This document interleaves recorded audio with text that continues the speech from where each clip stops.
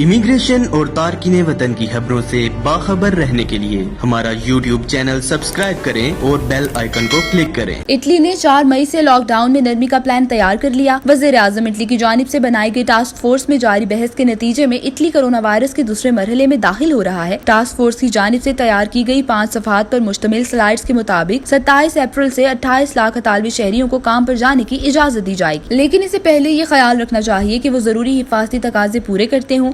سب سے پہلے public transport کے حوالے سے اصول و ضوابط تیار کیے جائیں گے، کیونکہ ورکرز کی اکثریت پبلک ٹرانسپورٹ پر سفر کرتی ہے۔ کمشنر دو مینیکو کے مطابق شہریوں کو 40 لاکھ ماسک مہیا کیے جائیں گے اور ان کی تعداد 70 لاکھ تک کی جائے گی۔ ٹاسک فورس میں اس بحث پر بھی غور کیا گیا کہ جن کمپنیوں کے ورکرز کے پاس حفاظتی سامان موجود ہے وہ 27 اپریل کو بھی کام شروع کرا سکتے ہیں، لیکن دیگر ماہرین کا خیال ہے کہ صرف ماسک کے علاوہ بھی بہت سی باتوں کا خیال رکھنا ضروری ہے، جیسے حفاظتی فاصلہ، کام کے شفٹس کا خیال اور پبلک ٹرانسپورٹ میں لوگوں کا رش وغیرہ۔ ٹاسک فورس میں ماسک کی قیمت پر بھی بحث ہوئی کہ اس کی قیمت کتنی ہونی چاہیے اور ورکرز کو اس سلسلے میں کس قسم کی مدد مہیا کی جا سکتی ہے۔ محمود اصغر چودھری، جذبہ نیوز، اٹلی۔